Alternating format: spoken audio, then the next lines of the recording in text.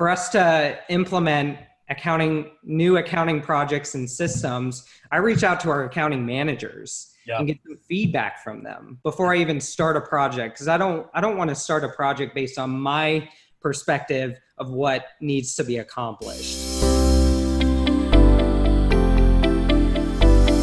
Welcome to the Dime Podcast. I am Nils Smith, your host, and I'm so excited about this episode of the Dime Podcast where we help you simplify your business. I'm here with David Kennedy, Corporate Operations Manager at Dime, and we are talking about the art of project management. And project management is something essential in every organization. There are projects that you are doing and have to manage, or your team is having to manage. We're going to dig into that and how you can better manage the projects in your organization. So David, welcome to the podcast. Awesome. Thanks for having me. Yeah. So before we get into this podcast, but before we even get into this question is what do you do at Dime? What does it mean to be a corporate operations manager? Well, that is the question I've been trying to answer since Ben asked me to be in this position. Yeah. It's very high level and then also very tactical at the same time. Okay. So I think I walk into work every day and my goal is to make sure that everyone in the organization knows what's going on. Okay. Whether that's having a check-in meeting with leadership or getting on a call with an accounting manager or a bookkeeper and making sure that their workflow and processes are working well. Yeah. Yeah, that's great. That's great. And one of the things we've heard a lot on this podcast is how important processes are to every organization. And so I'm eager to dig into how you do that because that is essential in every organization. Now, before we do that, I'd love to know your Dime story. How did you get a job at Dime? What's your story to joining the Dime team? Sure. Well, I guess I've known Ben for about 8, maybe 9 years at this point. And we actually had the same hairstylist. Okay. Actually, we still do. We still go to the same guy. He's nice. An excellent friend of mine. I was a touring musician at the time, living with this hairstylist. His name's Logan, by the way. Okay. And Logan said, "Hey, I know you went to school for accounting at one point. I've got a friend that I do hair for who's started an accounting business. You have to meet him." So I think he was going to cut Ben's hair one day and I went with him, and Ben essentially was like, "Hey, if you're ever interested in getting a job in accounting one day, give me a call." So I essentially did just that. After my band stopped touring, I went back to school and finished my accounting degree with the full intention of giving Ben a call after I got that degree. And that's exactly what happened at the end of the day. So that's awesome. Yeah. So what instrument did you play? What was your part in the band? I'm a drummer. Drummer. Okay. Yeah. So I guess the numbers, everyone says, "Oh, you're a numbers guy." That makes sense. I'm still trying to figure out how drums and numbers go together. Yes. They do a little bit, but it's I don't think accounting and drums go together very well. I would not have correlated drumming to accounting, but what I do know about you is from Ben and really how much he loves you and the things you've brought to Dime as an organization, which is why I'm excited about this conversation. I would not have assumed that your background was as an artist and as a musician, because typically systems and processes and details are not aligned to the life of a musician.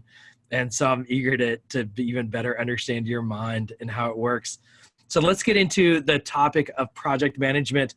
When it comes to the most important keys to success, or the most important keys to success, the tools, the leadership, what is the key to success when it comes to project management? Big question there.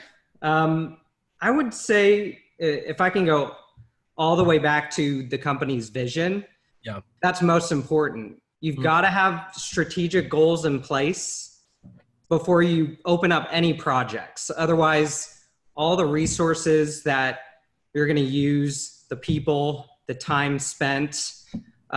It could be wasted at the end of the day. So you need to make sure as a project manager that whatever that specific project you're working on, whatever the goal it's trying to accomplish, should be in line with your vision as a company. Yes. And people will be happy. The team that you put in place to accomplish that goal will be way more energetic about getting the job done. Yes. Yep. Man, that's good. That's so good. That aligns to everything in the organization. You know, we've heard this has been the theme on almost every podcast. Even your legal support should be aligned to the vision. Even your accounting support should be aligned to the vision. But maybe even most importantly is that project management to vision. Let's talk about mistakes. You probably seen plenty of mistakes and in talking to people. What are some of the key and consistent mistakes that you see organizations making when it comes to project management? It's a good question. To be completely frank, I think the biggest mistake in project management is thinking too much and not doing enough. So, and I'm the worst at this. I started out as an accountant for Dime, so I can get very tactical and very detail oriented. So I have to train myself to be a little more high level when it comes to organizing a project. Okay. And then allowing the team to work on the details. The other thing is it's okay to make a mistake. The reality is we're not going to have the perfect answer to solving a problem or getting to an end goal the first time. So we have to be willing to try, make a mistake, try again, start with plan A and end with plan C and so forth, as long as we're staying in line with the strategic goal and ultimately the vision. It's like, just push it forward, push the project forward, get it down on paper, clearly define the process and the system that you're going to be using for that project, and just get the team up to speed and start working on the solution. Yes. So the key is progress. So keep moving forward. And a lot of times people do, it sounds like, to get stalled overthinking things. Exactly. Over processing. Yep. I've seen that and I've been there. I feel like I'm a processor sometimes. And so I feel that tension or when you feel overwhelmed, so you do nothing and instead of just taking a step towards the end goal. I think there's a lot of opinions around software. I have my own personal opinions around this, and I'm curious to hear your thoughts. And so you see popular software out there, like you see Monday.com now that's real popular, or Trello, or Asana. Are there some key project management software tools that you found and what's some of the keys to success when it comes to software aligning to project management? So I don't think there's a one size fits all. There's no project management system out there that's going to do exactly what you want it to do, because everyone's goals are different. Yep. It really depends on the project. Yeah. And you also want to be careful not to have too much functionality. I think too much functionality can be a bad thing. Yes. So if I were to pick a project management software, it would have the ability to scale back on functionality. Okay. So scaling back, but also the ability to integrate with other systems. Like everyone uses some sort of chat functionality, whether it's personally with your family, with an organization. You're either texting on your phone, and it's got to be mobile, of course. Yep. So I think integrating with a chat system is excellent, because at the end of the day, it's all about communication. If you're not communicating the risks, the opportunities, you're going to get sidetracked. You're going to get off schedule. So that's my kind of like broad personal opinion on selecting a project management system. Yeah. As far as what Dime uses, we use Teamwork, which is a company in Ireland, and they have excellent customer service. So that's also a plus, icing on the cake there. And they also have so much functionality that we have to scale back a lot. I would say we use 10% of their functionality at this point. And as we grow as an organization and our teams get bigger, our onboarding process gets more involved, we'll open up that functionality within Teamwork. And then, I mean, I've got a little list here of things that I personally like if we want to get a little detailed. Yeah. With let's dig into it. I would love to know too, if you were, let's talk about Teamwork, but if you were choosing a new project management software, and when you chose Teamwork, what were some of those deciding factors? Yeah, so if somebody's looking at choosing a new software, what should be that process? Sure. I think having different views. So if we're specifically talking about a project management system that is on your computer or on your phone, I think it's important to have different views. So there, you can have a list view of like a checklist of to-do items, yeah, but also having a board view, which is kind of that left to right view, can really benefit the workflow of a project. So I think the view is important. Yep. Having filtering options, specifically with tagging, unlimited tags is really important. Yep. So that you can run the reporting or sort the list views. I mean, there could be thousands and thousands of entries in a system. Yep. So having that tagging feature, I think, is very important. Yeah. Customized tagging is very important. 100%. And then finally, I think being able to manage permissions is also key. So if you're dealing with teams that are both internal and external, and sensitive data, you want to be able to set those project permissions. Yeah. Yeah. Interesting. There are so many, those are key factors. And if you're listening and you're considering choosing a new software or looking into software, rewind for the last minute and listen to that again, and kind of make that list, because you are going to want to review those things. And when you look at softwares, look at the way it displays, because that's a big deal. And you don't want to be hopping around your software solutions. You want to lock into something and use it consistently for a while.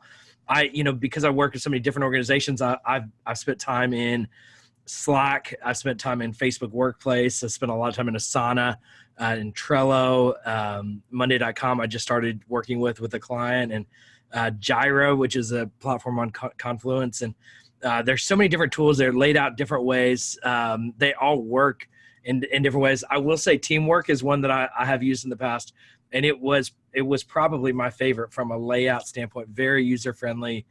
And so, yeah, I think there's a lot of good solutions. I think you need to lock into something though and use it consistently. But also, I think to your point, you don't have to use 100% of it. Use what you need right now.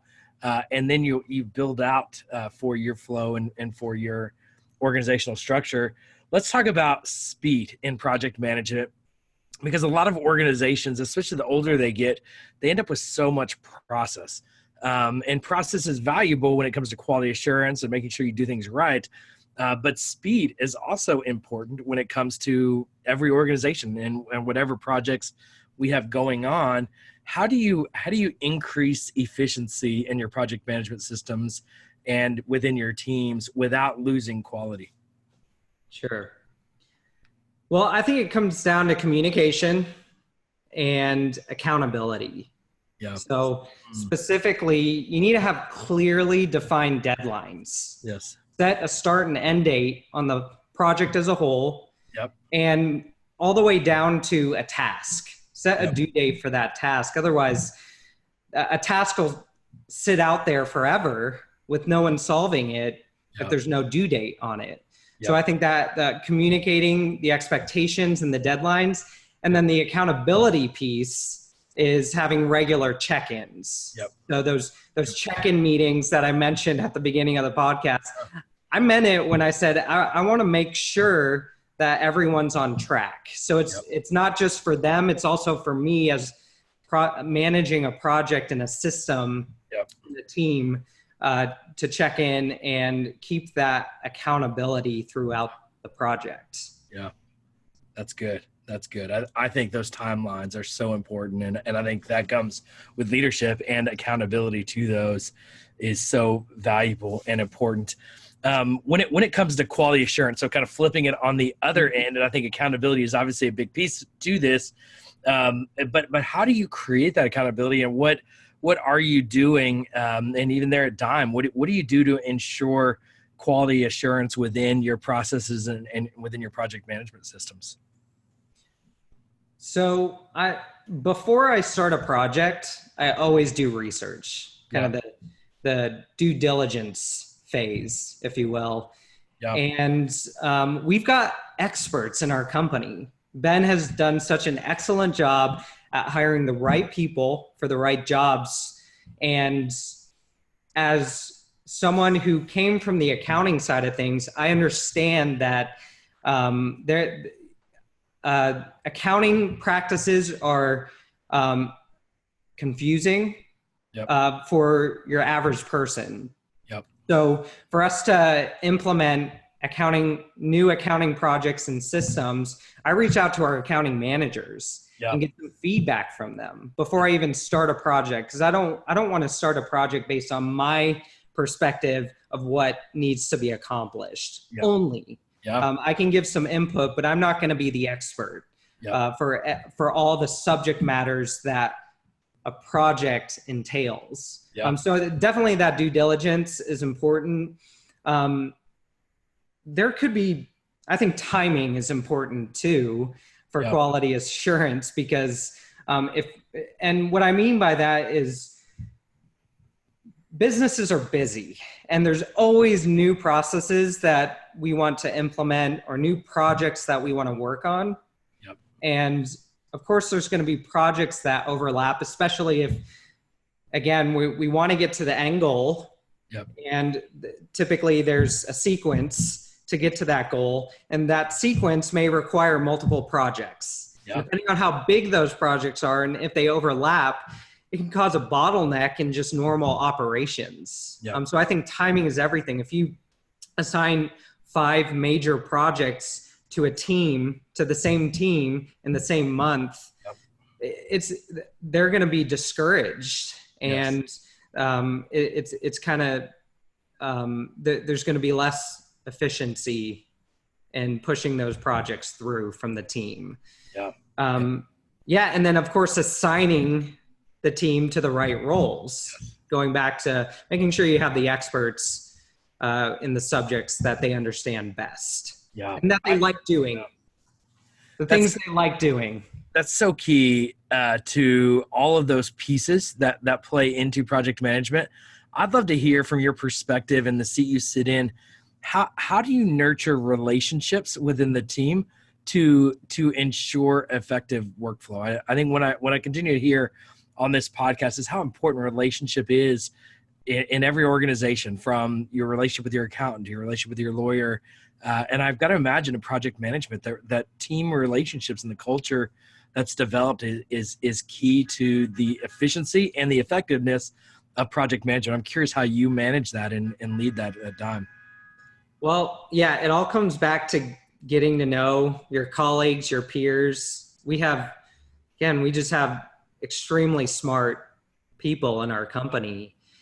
And a lot of times they wear different hats. So delegating the work based on the timing, the expertise is very important. And I think that organically will build the relationship between a project manager, someone who's trying to push the project from start to finish, and the people who are helping that along the way. It happens organically, right? I think there's a little bit of a systematic approach, setting good expectations, like we've talked about, good standard operating procedures, whether you write out the step-by-step on what's expected on a Word document. We actually use Teamwork has Teamwork Spaces, which is online live documentation that you can update if plans change in the middle of a project, you can update it.